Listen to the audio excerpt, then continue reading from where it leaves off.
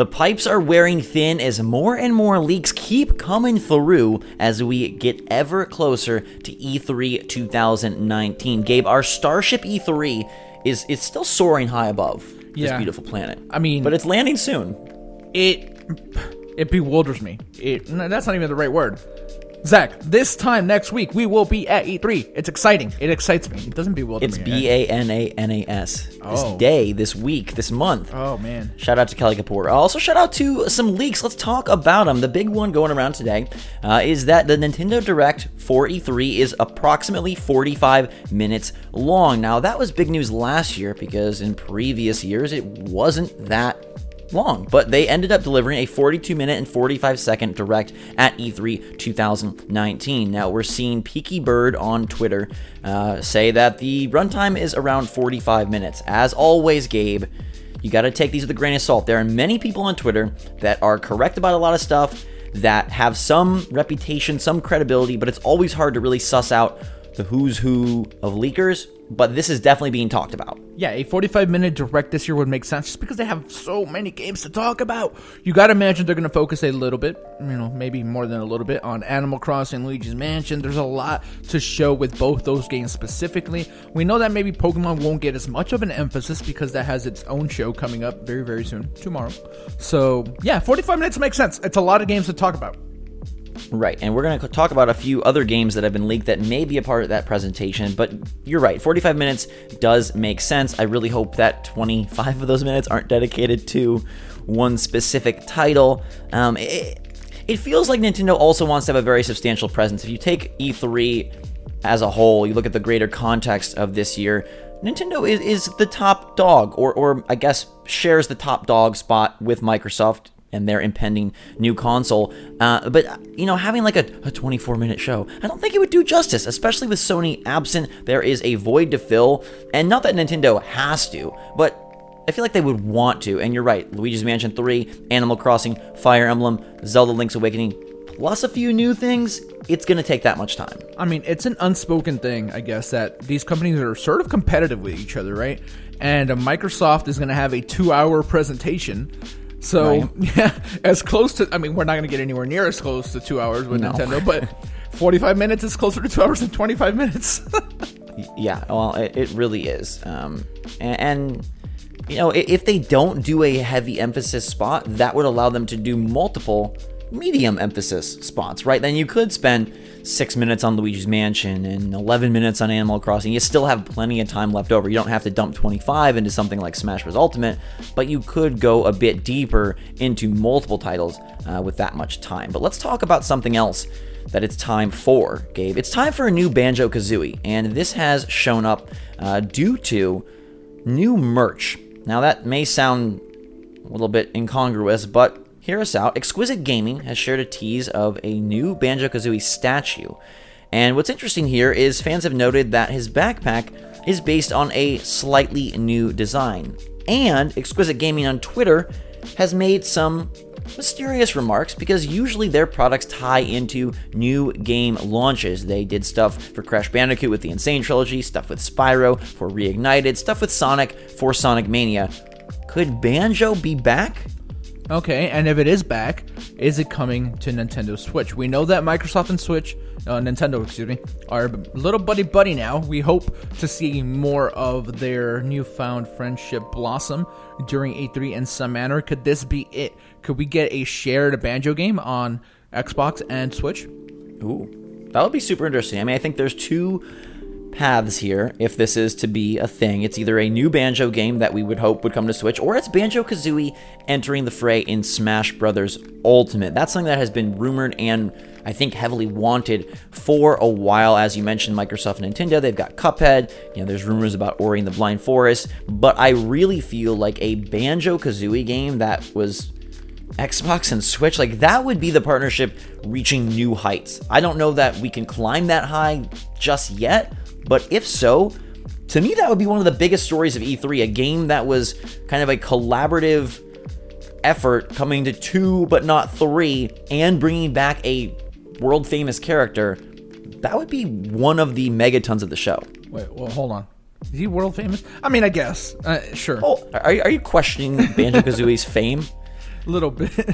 Gabe, Banjo Kazooie is the Michael Jordan of collectathons. Okay, yeah. I mean, of course. We'll leave LeBron for Mario. Yeah, so you're saying LeBron's the best player of all time? Finally coming around. But let's talk Banjo here. This backpack, it's very nice. It has its little Rare logo on it. I don't know how this all works and how it could work. I would hope that a new Banjo game would borrow from Mario Odyssey, much more so than Ukulele, much more so than Nuts and Bolts. But it would be exciting and interesting. I feel, if this is, though, Gabe, to be a thing, I feel it's more of a Smash Bros. Type connection. That would be awesome, right? We mentioned that in a video recently, and it got me to thinking of what Banjo's like moveset could be like in Smash, and I would be really, really happy with that. Yeah. You know, the best kind of bears are bird bears, not black bears. So this is definitely one to keep an eye on. Also, let's keep our eyes on third-party ports, because we're hearing rumblings that Tomb Raider and Mass Effect could be making their way to Nintendo Switch and could be unveiled at E3. Now, this would be the new Tomb Raider titles, not the original Tomb Raider games, and then it would be a semblance of Mass Effect titles. I don't know if these would be released individually, if they would be brought together in trilogy format, but how do you feel about those two franchises coming to handheld? I think they're great franchises. Mass Effect 2 is one of my favorite games ever. Mass Effect 3 is like one of my biggest disappointments in video games ever. But yeah, it's more older ports, so it doesn't do a ton for me. I don't think I would go play through any of those games fully all the way through on Switch just because. But I mean, it's cool for the people that haven't played them. You know, any big Nintendo fans that hadn't had a chance to experience Tomb Raider because it just hadn't been on Nintendo console. We had a Mass Effect game on Wii U. I mean, so we did. Yeah, I think it was the third one, right? Yes. Okay. So yeah, I mean, it's not surprising because I do think we're going to continue to see this, but I can't lie and say I would be super excited for it. Like I think it's awesome, but yeah, I'm not playing through them again. Before we speculate on how they would be grouped or priced, I think to me, the Mass Effect games are probably a bigger get just because they have a little bit more, I think, clout, especially in their latter entries. Although the Tomb Raider games are very quality as well, and they are much newer. I don't know if you would dare put Andromeda on the Switch. I think that you would probably go 1, 2, and 3 in some capacity. I think you just pretend Andromeda doesn't exist. I think that's right? The right if you're EA. Yeah, I mean, they're notable names to get on the Switch. Again, though, I share your feelings of like, man, we got so many big new games to look forward to. I just don't really have the time to go back and replay something that will be inevitably, you know, like with Tomb Raider, it's not going to look as good. Shadow of the Tomb Raider won't look as good. And to play it again, like bringing it on the go, though, is exciting. And I think for a lot of players, having more and more major franchises, opportunity to tap into your favorite franchise, perhaps, and bring it with you on the go, that's something that is kind of a pipe dream, right? It's being realized time and time again with Resident Evil, with Mega Man, with Darksiders. Doing it to these two franchises seems like a smart move. I just hope that's not the golden egg of Nintendo's third-party reveals, is that we have these old franchises coming back. And that's reserved for Witchers, I think.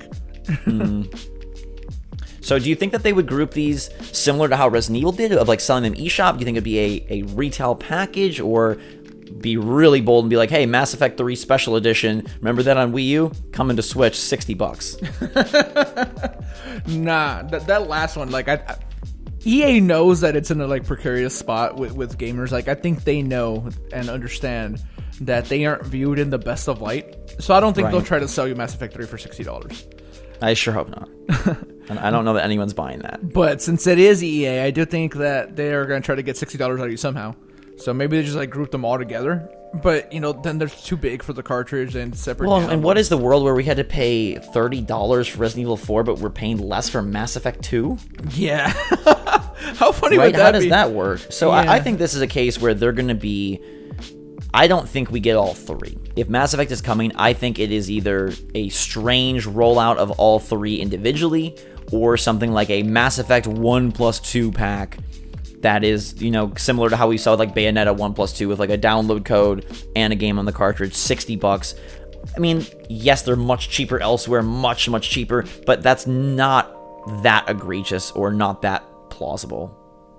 Implausible. Yeah, I was going to say, it is plausible. It is very plausible. There's also the scenario where this isn't even true, and this ends up being just a rumor, so let's throw that out there. I hope they just sell them individually, I guess, because maybe some people don't care to have Mass Effect 3 in their library at all, right? Smart people wouldn't care to have that game in their library. I mean, if you want to see the culmination of the story, Tomb Raider is a bit of a different case because Shadow is so new. You could easily charge $60 for that, and I don't think it'd be that crazy, right? I mean, I don't think we get Shadow. It cheaper. I think we get. No, you think it's the first one, maybe the second one. Shadow and I think my favorite is Rise. Yeah, Rise is the second one, right? Yeah. So, I like those games. I like them too. They're great games. I haven't played Shadow, but yeah, that one's definitely too new. So I think we can maybe the first one first, and then maybe at some point we can get the next one. Dark Souls 2 is another thing that could easily happen, since we're just talking about third party very quickly. Just wanted to mention that. I don't know, man. It seems like third party could make a little bit of a splash. It's gonna be older games, of course, but still. Right. Yeah. Like a murky water splash, not a freshwater splash. I'm looking for those freshwater splashes. But as we like to do, before we close out here, what do you feel about these three, Gabe? Which one's happening, which one's not? What's your percentage of likelihood for these leaks? Okay, I do think we get a lengthy direct, closer to 45 minutes. So I think that's like a 95% chance. Like okay. I don't think this is gonna be like a 20-minute thing or anything like that. Well over 30. Okay, Banjo coming back. A new game? No, I don't think so. I think games like that, collectathons really don't happen anymore. Like that's the only thing I go back to. Yeah, it would have to be a slight genre move. Like Yooka-Laylee tried, and you know, if it succeeded or not, you guys can decide. For me, it didn't. All right, I do think we get Mass Effect on Switch. I think that's happening like close to 100%. Tomb Raider, I don't feel as confident about, but I can see it happen. I don't know. We'll go 50-50 on that. All right, so I'm going to say, yeah, like you, a long direct in the 40-45 minute range is probably a really good likelihood. I like that leak rumor a lot personally, and I think it's going to happen. Banjo, I don't know. That one is so tricky. I feel like it is a low probability of either, if I'm being honest, in the, 25 to 30% range. But if he did come to Smash, it would be, to me, a really great move, and it would sort of be another step in Microsoft and Nintendo working together. That makes logical sense. So I'll say more Smash, less new game, but still kind of unsure there. Tomb Raider and Mass Effect, like, they seem like they would be really easy fits. I'm going to give that one like a 75% chance of happening. I don't know how they package them, bring them together. We have heard that EA has something for the Switch coming out. I hope that this isn't just it, and that they do have like Garden Warfare 3 or something a bit more exciting.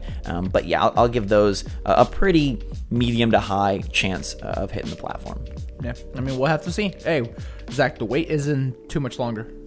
So not too much. We will be there shortly, counting down the hours till our spaceship descends on Los Angeles. Let us know your take on these leaks in the comments down below. What you think the likelihood of a long direct, a Banjo reappearance, and some Tomb Raider Mass Effect action on your Switch is in the comments down below. Hit that like button if you enjoyed the video. I'm pumped for E3. Until next time, everybody, for myself and Gabe, Switch Force out.